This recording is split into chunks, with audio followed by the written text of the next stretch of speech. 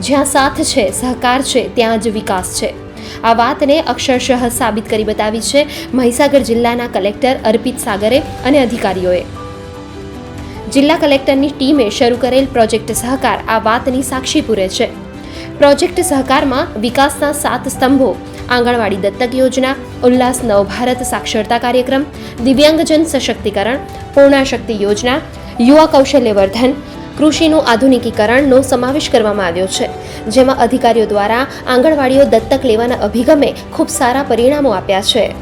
સહકાર એટલે જો એક્ઝિસ્ટિંગ ગવર્મેન્ટની સ્કીમ્સ ઓલરેડી ચાલે છે, જેના લાભ બધાને મળે છે, એમને એક પુશ આપવાનું. અમે ગવર્મેન્ટ સેક્ટર તરીકે ગવર્મેન્ટના અમે લોકો બધા ઓફિસર્સને સહકાર આપવાનું છે બધા બીજા ડિપાર્ટમેન્ટ્સમાં જ્યાં જ્યાં સોશિયલી કામ ચાલે છે.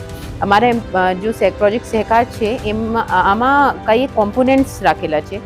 જો પહેલા અને સૌથી મહત્વપૂર્ણ કોમ્પોનન્ટ છે આ આંગણવાડીના છે.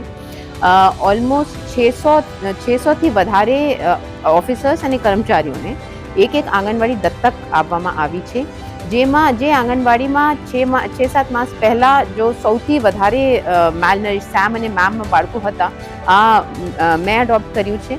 અને બીજું ડીડીઓ સાહેબને, એસપી સાહેબને એવી રીતે કર્યું છે એડોપ્ટ. અને અમે લોકો દર માસ આવે છે, વિઝિટ લઈએ છીએ અને આપણા સામને જ અમે લોકો વેટ અને હાઇટ જો બાળકોના.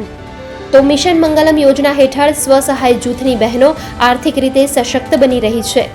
જિલ્લાની વિવિધ સરકારી કચેરીઓના પટાંગણમાં હાલ કુલ 6 મંગલમ કેન્ટીન સફળતાપૂર્વક કાર્યરત છે. બહેનો પગભર થાય એના માટે અમે કેન્ટીન ચાલુ કર્યું છે. અમે બધા બહેનો 10 બહેનો ભેગા મળી અને સહકારથી અમે આ કેન્ટીન ચલાવીશું અને દેશી જમવાનું બનાવીશું. અને જે અમારા આ લોકલના તાલુકામાં આવતા જતા બધા લાભાર્થીઓ અને અમુકના જે આવે છે એને લોકોને અમે ભોજન પૂરું પાડીશું.